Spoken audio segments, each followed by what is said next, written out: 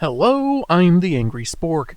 Last week, we looked at the very first superhero crossover between DC and Marvel, which started a decades-long tradition that came to a sudden stop with what I would say was their best collaboration, JLA Avengers. I've only heard scuttlebutt as to why the two companies hadn't done any more stories together since the early 2000s, largely involving conflicting egos. But that changed in 2025, with the comic we're looking at today. I'm taking issue with Deadpool Batman, where the infamous Merc with a mouth meets the Bat with a rang. I apologize for nothing. Let's see if this comic makes us want to turn the page or turn our heads.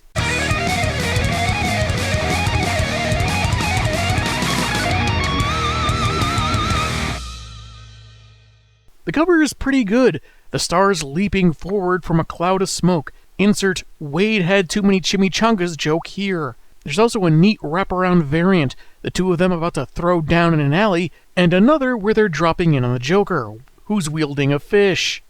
Meaning this scene must take place on a Friday during Lent. Final variant by Scotty Young, where Poole is giving an approving thumbs up to Mini Batsy's icy glare. Written by Zeb Wells, with art by Greg Capullo, Tim Townsend, and Alex Sinclair, we begin with Bruce Wayne in his study, trying and unable to pinpoint the Joker's location. He's stolen enough chemicals to douse a small country in Joker venom, and is being extra careful to lay low. But I see his intentions, scribbled on the fabric of my city. And he never stays inside the lines. That's what bothers me the most. Instead of the answers he needs, it's a black and red sword-swinging stranger that comes crashing through his window. Wayne asks who he is, and gets an annoyingly chatty introduction from Deadpool, who admits he hurts people for money and is in Gotham for a job. Don't worry, you're not the job. You can stop freaking out. I'm not. This is Gotham. You know how many birthday clowns make that exact same entrance? Joking aside, shouldn't Bruce be acting a bit less aggressive and seemingly ready to brawl? The image he projects to the public is more one of privilege and timidity, so you'd think he'd keep that up in this situation until he could get the drop on the intruder. Anyway, Wade's here to fish for an extra gig, see if the Playboy wants to hire out his services, but Bruce isn't that kind of billionaire who would want an associate taken care of. If you take out Harper Row, I'll give you a shiny nickel. More than she's worth, I know, but since they discontinued the penny, it's as close as I can get. Just as well he's getting snubbed by the rich boy, Poole's gotta get hunting this Batman dude, like he's been paid to, even if he does find the concept more hysterical than frightening.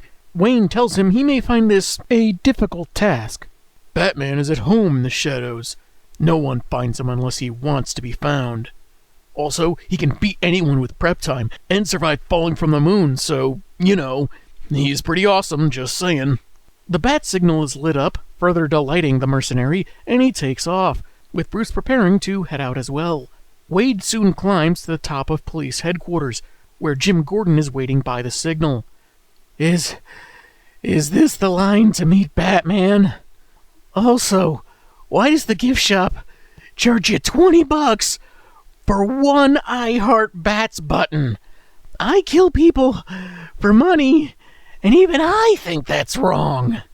It's a fun scene of him snarking on Gordon's archetype, then Jim doing basically the same thing right back at him before telling him to amscray. Wilson's on a timetable, though, so waves his sword at the cop, but that just earns him a Gotham-style welcome from the Dark Knight, dropping down with an elbow to the face. They brawl a bit, but it's pretty one-sided, Bats outmaneuvering Deadpool in martial arts and weaponry before finally tying him up. And Wade suddenly just can't bring himself to murder Batman. Convenient. Gordon pulls attention to more pressing matters. Joker has sent a message that he'll unleash 30 tons of his venom in 6 hours. When it's mentioned all the ingredients were stolen on August 8th, Deadpool chimes in, noting how that was a full moon, which has its advantages between the moonlight and lower tides. Also, if you go out with some sausages, you might even get yourself a new pet werewolf. A handy map shows hundreds of caves Joker could use, but not enough time to search them all. Wade points out which one he would pick if he were in the market for a secret lair, and is totally available to help further, be the madman that helps catch another madman. To Jim's surprise, and with dwindling options, The costumed pair soon race along in the Batmobile, with an unmasked Deadpool joking about the bumpy ride and stopping short of fighting crime with a young boy remarks that get too suggestive, since Bats has probably heard them all. It's not long before he reveals that he needed Bats in an enclosed space to release knockout gas and incapacitate him, and either it ends up affecting Wade too, despite him claiming it wouldn't, or his dialogue fades out because Batman slammed his head into the window. Either way, the Caped Crusader is giving him a nasty customer review on Super Uber.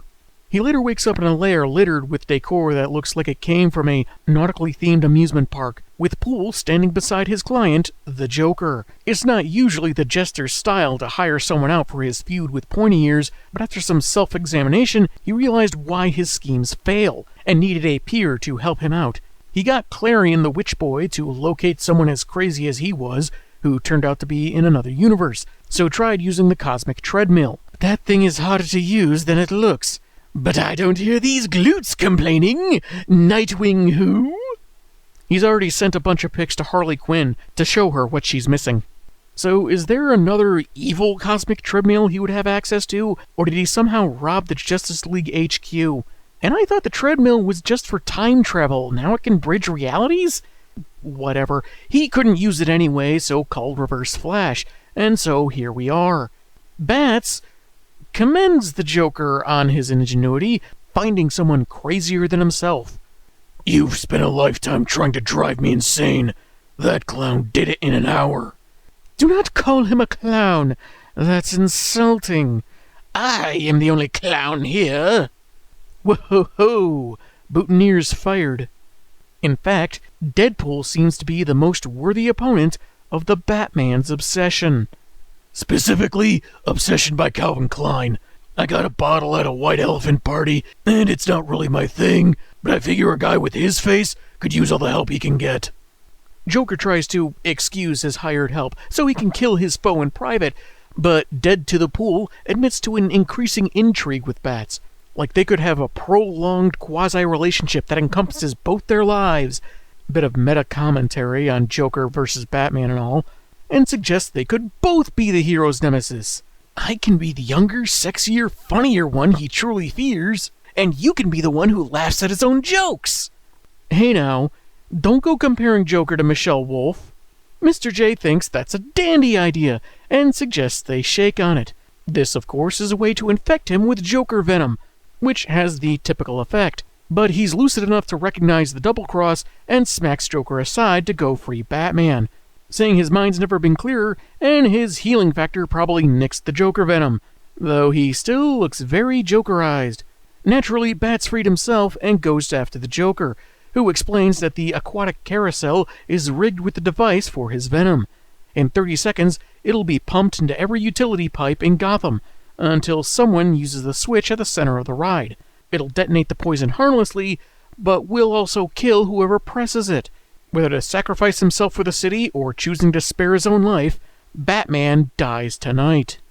Brave and the Bold Volume 3, number 27 would like a word. While the clown is gloating, Deadpool calls dibs, pressing the button and setting off the bomb while the arch-nemeses are safely behind some rock.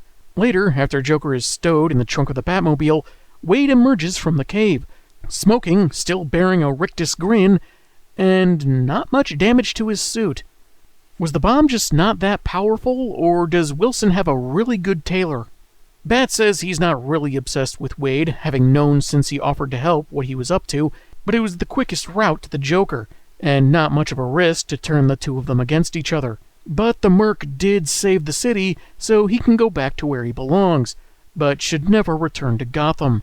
He drives off with Deadpool still playing on the idea they have some new rivalry going, and the story ends on him grasping the last panel, figuring there can't be any harm in taking a little peek around the city. It can, if that little peek is on Catwoman in the shower.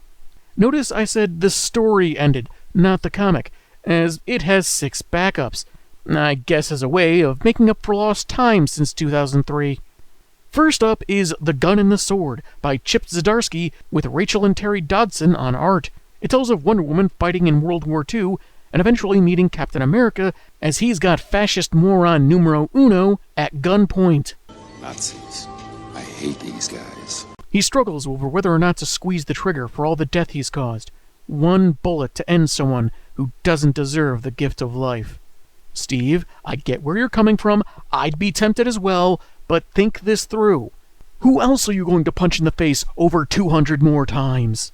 Wendy says A-Dope's fate should be determined by the world he's harmed. Draping her lasso over Cap, she says watching newsreels of him in action motivated her to join the Allies, seeing him as a man of honor who, like herself, stands for justice. She asks, even though he wants to kill this sad, pathetic little man, would that be justice? Ultimately, Rogers says it's not, tossing the pistol aside and agreeing to let the loser stand trial. Since others will definitely want to bust a cap in the coward's skull, Diana offers to take him into custody to Themyscira until he can face an international court. But boy, is the Ratsy leader a wriggly one, because before the heroes can stop him, he grabs Steve's discarded gun and does himself in. You will die without honor. Well, I'll get the trash bag. Time would go on, and after Rogers thawed out of the ice, he and Wonder Woman would team up pretty regularly against threats like Galactus, or having each other's backs in smaller conflicts, like when he stopped the Amazon from killing Maxwell Lord. I guess they found another way to stop his control over Superman before he killed Batman, and during the Superhero Registration Act. She was a constant in his life, their lives ever connected, even into the far-flung future, in a battle for infinite universes. Cap takes a fatal blast, and his dying words are that they've been saving each other since the day they met. And what really makes him sad is seeing the alternate realities where they never knew each other. Diana needs to defend the Infiniverse and bring the monster destroying it to justice. And we end on her taking his shield and leading a team of newer legacy heroes to fulfill her friend's last request. It's a really good tale about two heroes supporting each other when both times and the right choices are exceedingly difficult. It emphasizes friendship and mutual respect and completely omits any kind of fan shipping. Sort of makes sense to team Wendy up with Cap, since each of their first movies ended up being so similar. Though one criticism I have is this little nod to Crisis on Infinite Earths. Superman's holding a dead Supergirl, but he doesn't look mournful or devastated at the loss of a family member. His face looks like it's saying, yeah, okay, this works. Next is Kelly Thompson and Gurihiru on Catch, wherein Crypto the Superdog and Jeff the four-legged shark play a friendly game of, well, catch, which turns into volleyball. Eventually, they're called home by their respective owners, I guess Jeff can read, and they part ways with wholesome goodbyes. I'll even give points for the Finn pun at the end. It's an adorable, feel-good story with very little dialogue and doesn't really need it. Also, this is the first story I've ever read with Jeff in it, but I can already tell he's a good boy.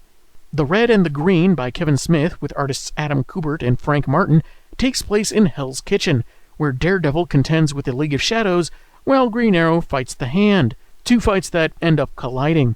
The vigilantes are at first very wary of each other, but quickly realize they should work as one, fighting off evil ninjas while making introductions. Welcome to Clinton, Green Arrow. That's not Clinton. That's just one of your mechanical hillbilly bears. Yeah, but so far nobody's noticed. Ollie is knocked inside a presumably empty gym, and before Dee Dee can help, he's incapacitated by the sensory warping Count Vertigo. His echolocation nullified, he'd have been shot there and then, if not for a handy boxing glove arrow, destroying the villain's implant and ending his attack. The police arrive to take the enemies away, while Arrow helps Daredevil up, so they can swap origin stories over drinks. And that boxing glove GA happened to find so he could improvise a non-lethal means of stopping Vertigo, it belonged to Jack Murdoch, Dee Dee's father. Kevin Smith has worked on both these characters before, so little wonder why he got to write this one. I'm not his biggest fan, but this was a fine entry. With only a few pages, we get some nice repartee between these street-level heroes. Get some insight on their similarities and differences, along with good action scenes. Al Ewing, Dyke Ruan, and Moreno Denizio bring us Rocket Raccoon Has a Green Lantern Ring Now, where, thanks to cultural exchange between the Guardians of Oa and Marvel's Galactic Council, Hal Jordan spends some time with the Guardians of the Galaxy, and, well, the title kind of gave away who's the focus here, didn't it? Readers more familiar with the Trash Panda than myself may be able to opine on just how fitting it is that Rocket is sporting Guy Gardner's look. In about 3 days, he takes out Sinestro, raids a casino with Green Arrow, and his Owen's supervisor, I guess, calls Nova to have them take their furry menace back. He's amenable so long as they take back Jordan, because his rebel attitude and penchant for superpowered jewelry has apparently made him go all parallax again. Yep, here's your problem. Someone set this thing to evil. Really short and sweet, pretty fun. Then we have Showdown from Frank Miller on writing and art, with Alex Sinclair on colors. It's a fight between Dark Knight Returns era Batman and, well, it's supposedly Old Man Logan, but he looks to be wearing his old yellow and brown suit, and looks a lot younger than Old Man. Another short one with some blood, silhouettes, each one taunting the other about being too old, until Bats puts a bunch of explosives on Wolvie's belt and detonates them, seeming to admit defeat. In an extreme squat crouch that shouldn't be possible without years of yoga classes, Logan offers Pointy Ears a rematch anytime he wants. This really didn't grab me, not a fan of the art, but maybe it was intentionally playing on some of the elements Miller uses. Constant insults and condescension, and was just largely a fun exercise. It's not long enough for me to consider it that bad, just not really what I would personally want in a Bats-Wolvie matchup. Finally, there's Enter Logo by Ryan North and artists Ryan Stegman and Frank Martin, which is actually an amalgam story. The main mutie, combination of Lobo and Wolverine, takes out an android named Coltron with his chained meat hook claws that retract inside his arm, expositing that he's the last of the Knucklesians, how bad a bub-stitch he is, and so on. This happens outside a bar on an asteroid, with the barkeep reminding the machine will rebuild itself and return. Logo doesn't mind, since he collects a bounty each time he takes this particular foe down. After blowing up Thanoseed's helicopter, he rides off on his bike, Weapon XXX, saying he's gunning for Super Soldier.